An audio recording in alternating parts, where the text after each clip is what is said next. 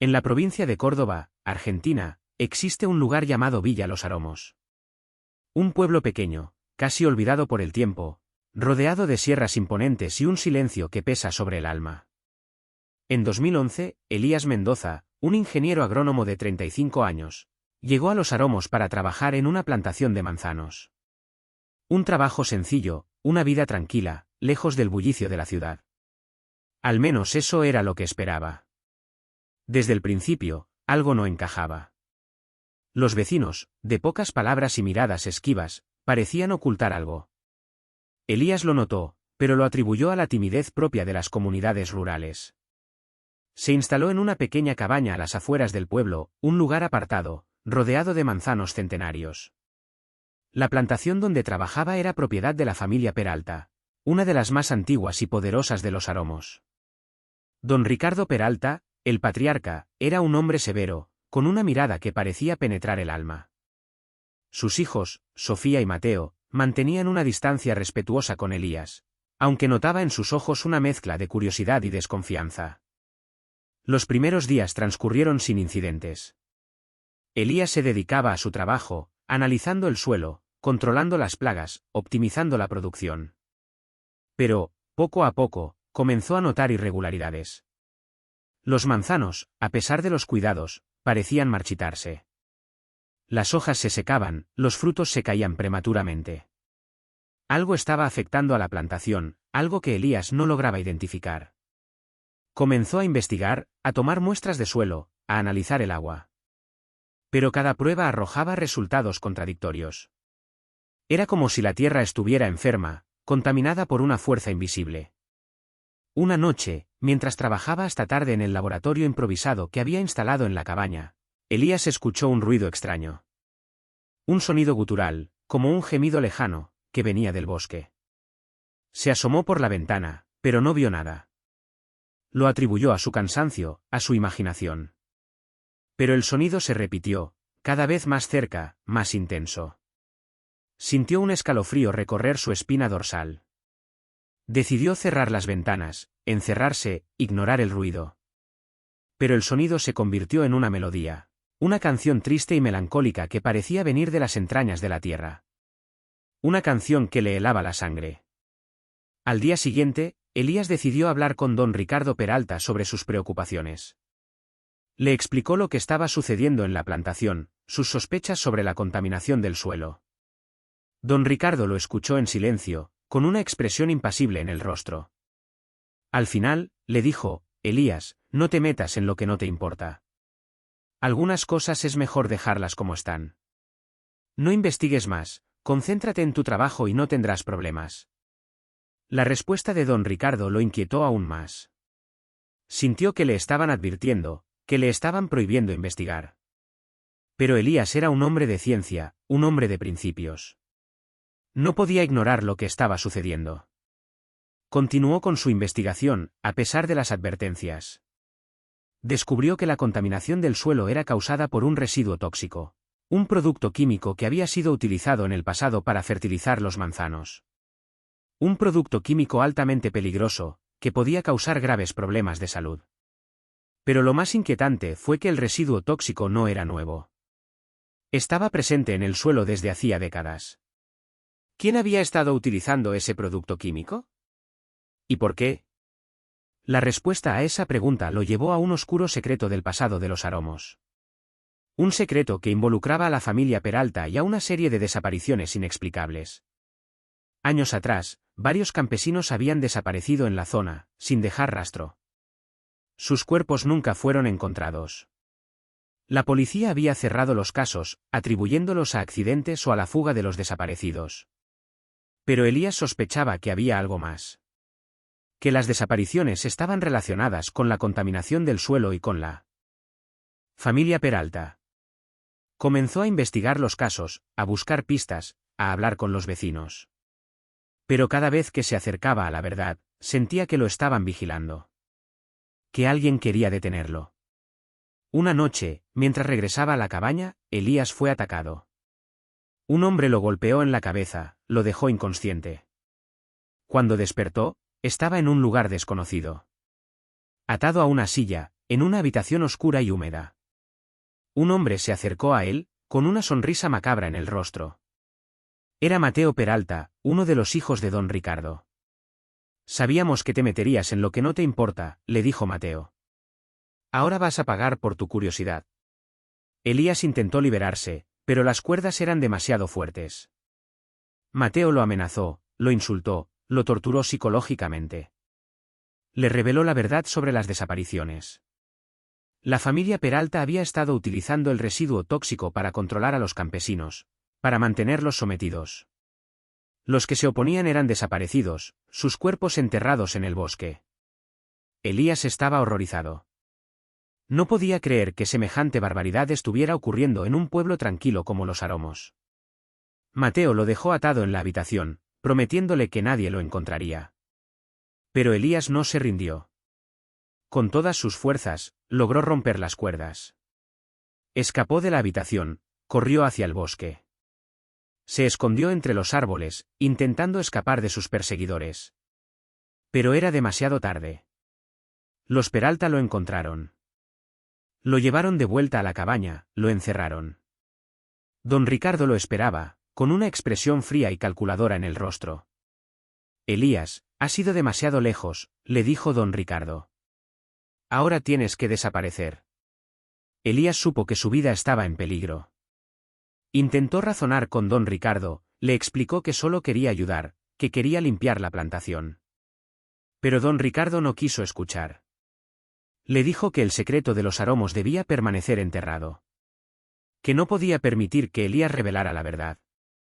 Don Ricardo ordenó a sus hombres que se llevaran a Elías.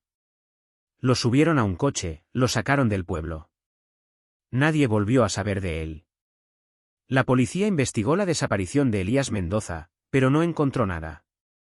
No había pruebas, no había testigos. El caso fue archivado como un misterio sin resolver. Pero los vecinos de Los Aromos sabían la verdad. Sabían que Elías había sido silenciado por la familia Peralta. Sabían que su cuerpo descansaba en alguna fosa común del bosque. Pero tenían miedo de hablar, de denunciar. Miedo a las represalias de los Peralta. El silencio se apoderó de Los Aromos. Un silencio que parecía gritar el nombre de Elías Mendoza. Un silencio que guardaba un oscuro secreto. Un secreto que nadie se atrevió a desenterrar. Hasta ahora. Porque, a pesar de los años, la verdad siempre encuentra la forma de salir a la luz.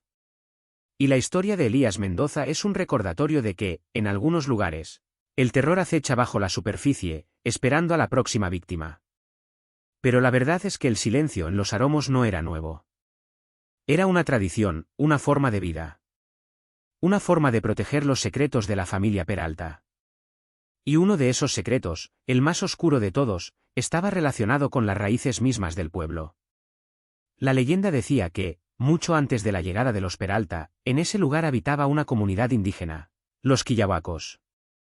Una tribu ancestral, conocedora de los secretos de la tierra. Se decía que los Quillahuacos tenían un pacto con el bosque, que podían comunicarse con los espíritus de la naturaleza. Pero un día, llegaron los colonizadores. Con ellos, la codicia, la explotación y la violencia. Los Quillahuacos fueron despojados de sus tierras, obligados a trabajar en las plantaciones, sometidos a un régimen de esclavitud. Muchos murieron de hambre, de enfermedades, de malos tratos. Los que sobrevivieron, se fueron dispersando, ocultándose en el bosque. Pero antes de desaparecer, los Quillahuacos maldijeron la tierra. Maldijeron a los colonizadores, maldijeron a sus descendientes. Dijeron que la tierra se vengaría, que reclamaría lo que le había sido robado. Y esa maldición, según creían algunos, se manifestó en la contaminación del suelo. En la marchitez de los manzanos, en las desapariciones inexplicables. Elías, al investigar los casos, se topó con la leyenda de los Quillahuacos. Al principio, no le dio importancia. Pensó que era una superstición, una historia para asustar a los niños. Pero cuanto más investigaba, más se convencía de que había algo de verdad en esa leyenda. Descubrió que los Peralta eran descendientes directos de los primeros colonizadores. Que habían construido su fortuna sobre la sangre y el sufrimiento de los Quillahuacos.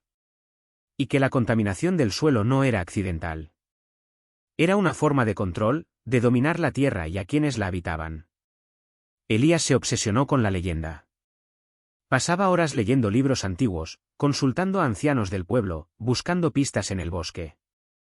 Descubrió que los quillabacos habían dejado una serie de símbolos grabados en las rocas, en los árboles, en las paredes de las cuevas. Símbolos que representaban sus dioses, sus rituales, sus secretos. Elías intentó descifrar esos símbolos, con la esperanza de encontrar una solución al problema. Creía que los quillabacos habían guardado el secreto para sanar la tierra, para revertir la maldición. Pero cada vez que se acercaba a la verdad, sentía que lo estaban vigilando. Que alguien quería impedirle descubrir los secretos de los quillabacos. Una noche, mientras exploraba una cueva en el bosque, Elías encontró un objeto extraño. Era una pequeña estatua de piedra, con forma de serpiente. La estatua estaba cubierta de símbolos, los mismos que había visto en las rocas y en los árboles. Elías sintió una conexión profunda con la estatua. Sintió que era una llave, una puerta de entrada a un mundo desconocido. Al tocar la estatua, Elías tuvo una visión. Vio imágenes del pasado, de los quillabacos, de los colonizadores, de los Peralta. Vio la maldición, la contaminación, las desapariciones. Y vio una luz, una esperanza. La visión le reveló que la única forma de detener la maldición era devolverle a la tierra lo que le había sido robado. Era necesario reparar el daño causado por los colonizadores, honrar la memoria de los quillabacos. Elías decidió actuar. Reunió a los vecinos del pueblo, les contó la verdad sobre la familia Peralta, sobre la contaminación del suelo, sobre la maldición de los quillabacos. Al principio, nadie le creyó. Los vecinos estaban demasiado asustados, demasiado acostumbrados al silencio. Pero Elías no se rindió. Siguió hablando, siguió explicando, siguió demostrando. Poco a poco, algunos vecinos comenzaron a creerle. Se unieron a su causa, decididos a luchar por la verdad. Juntos, organizaron una manifestación frente a la plantación de los Peralta. Exigieron que se limpiara el suelo, que se investigaran las desapariciones, que se hiciera justicia. Don Ricardo Peralta, furioso, envió a sus hombres a dispersar la manifestación. Hubo enfrentamientos, golpes, arrestos. Pero los vecinos no se rindieron. Continuaron luchando, a pesar de las represalias. Elías, convertido en el líder de la resistencia, se enfrentó a don Ricardo Peralta. Le acusó de ser responsable de la contaminación, de las desapariciones, de la maldición. Don Ricardo lo negó todo. Pero Elías tenía pruebas, testimonios, documentos. La verdad estaba a punto de salir a la luz. De repente, la tierra comenzó a temblar. Un terremoto sacudió los aromos. Los árboles se desplomaron, las casas se derrumbaron, el suelo se abrió. El terremoto duró apenas unos segundos, pero fue suficiente para causar el caos. Cuando el temblor cesó, Elías se encontró solo, en medio de los escombros. Don Ricardo Peralta había desaparecido. Junto con él, la plantación de manzanos, la fortuna de la familia Peralta, el secreto de los aromos. La maldición de los quillabacos se había cumplido. La tierra se había vengado. Elías, exhausto pero victorioso, se arrodilló en el suelo. Miró al cielo, agradecido por haber sobrevivido. Sabía que la lucha no había terminado. Sabía que aún quedaba mucho por hacer. Pero también sabía que la verdad había triunfado. Que la memoria de los quillabacos había sido reivindicada. Y que los aromos, por fin, podría empezar a sanar sus heridas. El silencio, ese silencio opresivo que había dominado el pueblo durante tanto tiempo, se rompió. El viento sopló entre los árboles, llevando consigo el sonido de la esperanza. La leyenda de Elías Mendoza se convirtió en una inspiración para las futuras generaciones. Un recordatorio de que, incluso en los lugares más oscuros, la verdad puede brillar. Y que, a veces, la justicia se sirve de la forma más inesperada. Porque, al final, la tierra siempre encuentra la forma de reclamar lo que es suyo.